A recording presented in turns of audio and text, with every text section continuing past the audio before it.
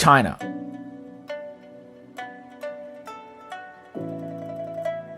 Welcome to my channel, folks. Today, I'm gonna skip the intro. For those of you who know me well or don't know me well, I'm actually a history buff. I love history. I love reading about all the nice things and all the dirty business about mankind. I also like to study the economies of the world. No better economy to study today than China. Okay, so today I want to talk about how important the Chinese economy is to the rest of the world, in case you haven't been paying attention. And ladies and gentlemen, I am making this video specifically for educational purpose. Please do not bring hate or prejudice or whatever your political BS is in the comments. We don't like that.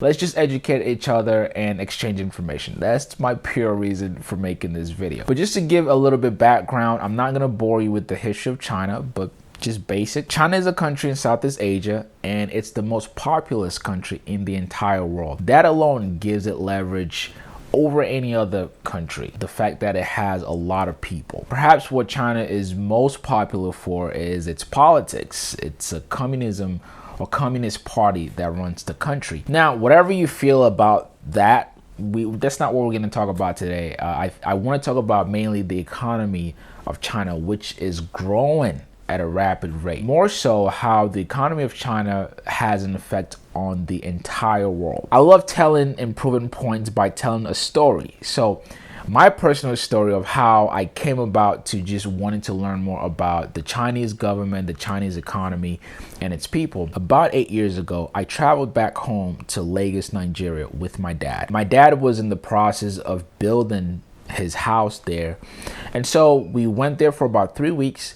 And the whole purpose was to, see what's going on, get an update, and hopefully finish the build of that house. First, personally, I hadn't been in Nigeria for at least a decade. The last time I saw the grounds of my mother country was when I was a kid. And here I was as now a full-grown adult, and a lot of things have changed since I last saw the country, and some things are still the same. We were in the process of getting some building materials. And funny enough, my dad wanted us to go to the boonies, like where the village is.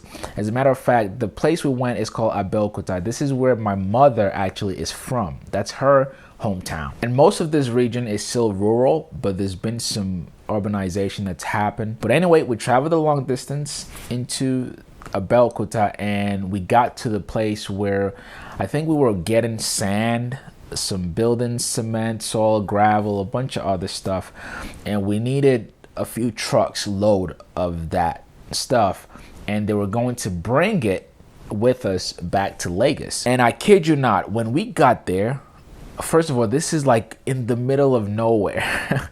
Even that I was nervous, I'm like, all the times that I lived in Lagos, and I spent the first 12 years of my life there, I had basically only been to Lagos. I had never really went outside of Lagos, Nigeria. This was actually a good feel because it was the first time that I was visiting my mother's hometown. So when we got there to the place where we're buying all this materials, again, in the middle of nowhere, in the middle of villages and everything, what I saw was Chinese people there. They were the one we were dealing with. Anyway, we spent the day there. We bought a bunch of stuff, and I think we bought like 3 or 4 truckload of these building materials. On the way back, I remember just looking at my dad in the car, and it hit me. And I said, did we just buy our own soil from the Chinese man? And he looked at me and nodded. And that was the first time the light went off in my head, because prior to that, I had never realized just how much influence the Chinese government or Chinese people had in the world, let alone parts of Africa. The fact that we were buying building materials from Chinese people in the middle of nowhere in Nigeria. And so that was the first time, like I said, that my mind was open to this, and I saw what was going on. Now, I've later learned that Chinese influence is spread across the continent of Africa. Any country you can think of, there's Chinese power and influence there. Some people refer to it as the second colonization. Some people call it other names. But let's leave that to one side. That's the first thing you need to know about China and their influence is that their arms are stretched literally across the world, and they have a lot of buying power, and they're starting to own things in many different countries, continents, especially across Africa. If you look at countries in Africa, chances are you're going to find some Chinese establishment there. So that's the first thing. And then you look at a country like the United States. China owns a lot of things here. You don't even know it, but if you look at a lot of businesses, even aviation industry, there's a lot of Chinese buying power in the aviation industry, tech industry, there's a lot of Chinese money there. Also, the US government owes money to China. So there's a lot of these things that you need to know about. The fact that they have a lot of influence across the planet. Okay, and then we've already mentioned the population of China being the most populous country. That's also a leverage that China has over any other country. And then you look at their GDP. Actually, before we look at China's GDP, if you look at the growth of China or China's economy from, say, the 80s all the way to the 90s to the 2000s, it's been the most rapidly growing economy in the world. And right now, as of the time I'm making this video, GDP for China is right around $17 trillion. Now, I think it's more, but whoever's calculating these numbers, they go with whatever numbers they have. But the published number is close to $17 trillion. But what's making up that GDP? We've mentioned the population, we've mentioned their buying power and their influence across the world. But now think about the basic things that you use every single day. And you can do it right now. Look at your shirt, look at any little electronics you have in the house, including your iPhone or whatever mobile device that you're watching this video from. Even if I looked at this camera right now, I'm recording this video on a Lumix, or if I look at my computer screen, anything you can think about, and you can do this. Just go around your home and look at the back label, and chances are you're going to see made in China on it. So as of 2010, China has been the #1 manufacturer of everything on the planet Earth.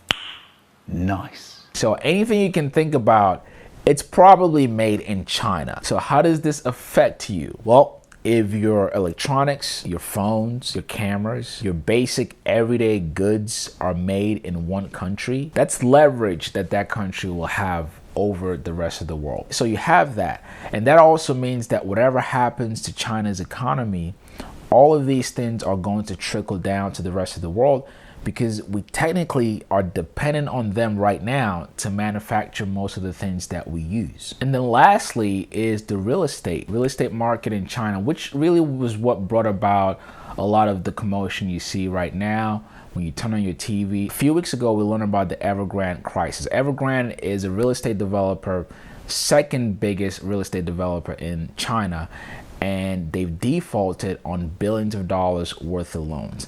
Now, generally speaking, when something like this happens, when you have a large company like that go into crisis, chances are you have smaller companies with brewing crisis underneath that. So it's like a whole wall coming down. And so the entire world has been talking about this.